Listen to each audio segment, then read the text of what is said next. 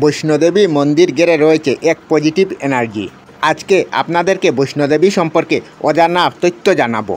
আশা করি ভিডিওটা ভালো লাগবে, তাই শেষ পর্যন্ত দেখবেন। মাতা বৈষ্ণোদেবীর দর্শন পেলে নাকি যাওয়া পাওয়া সার্থক হয়ে যায়। হিন্দুদের অন্যতম তীর্থস্থান এটি। জম্মু কাশ্মীরের কাটরাতে অবস্থিত এই মন্দিরকে ঘিরে রয়েছে আশ্চর্যজনক বেশ কিছু তথ্য। প্রতি বছর লক্ষ লক্ষ দর্শনার্থী আসে এই মন্দিরে পূজা দিতে এবং দর্শন করতে।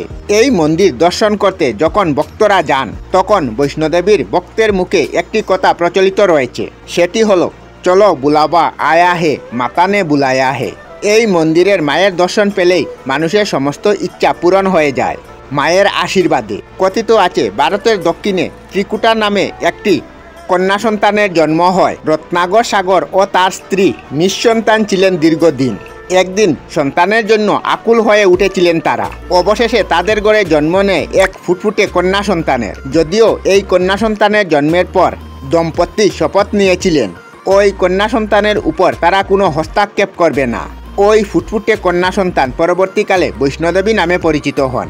মাত্র 9 বছর বয়সে সে বিষ্ণু এবং রামকে সন্তুষ্ট করার জন্য তপস্যা করেন এবং বিষ্ণু ও রাম সন্তুষ্ট হয়ে আশীর্বাদ করেন বৈষ্ণোদেবীকে। কথিত আছে, ত্রিকুটাতে রামের নির্দেশে একটি গুহা তৈরি করেন বৈষ্ণোদেবী এবং সেখানে থাকতে শুরু করেন। তার সুরক্ষার জন্য রাম তাকে একটি সিংহ, হনুমান ও তীরধনুক দিলেন। এরপর থেকেই এই মন্দিরে থাকতে শুরু করলেন বৈষ্ণোদেবী। পরবর্তীকালে তাকেই পূজা করা হয় বৈষ্ণোদেবী রূপে। কিন্তু কিভাবে এত দুর্গম স্থানে থাকতে শুরু করেছিলেন তিনি, সে নিয়ে আজও রয়েছে রহস্য। মা বৈষ্ণোদেবীর কারণেই 9 দিন নবরাত্রি পালন করা হয়। কলিযুগে বৈষ্ণোদেবী সকলকে নিজের সন্তান রূপে দেখেছেন। মা বৈষ্ণোদেবীকে ঘিরে রয়েছে এখনো আরও রহস্য। কিভাবে গুহা তৈরি হয়েছিল এটাও জানা যায়নি। মনে করা হয় এই মন্দির বিশ্বের মধ্যে সবথেকে পবিত্রতম স্থান। একটি শক্তিশালী পজিটিভ এনার্জি আছে এই মন্দিরকে ঘিরে। এখানে মোট 3টি গুহা রয়েছে। এর মধ্যে একটি গুহা বছরের বিভিন্ন সময়ে বন্ধ থাকে। ভক্তদের জন্য একটি গুহা সবসময় খোলা থাকে।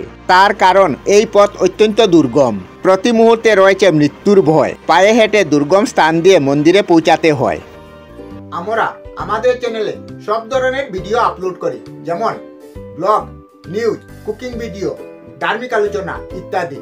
যদি আপনারা এই ধরনের ভিডিও দেখতে পছন্দ করেন, তাহলে এই চ্যানেলটি নিশ্চয়ই সাবস্ক্রাইব করবেন।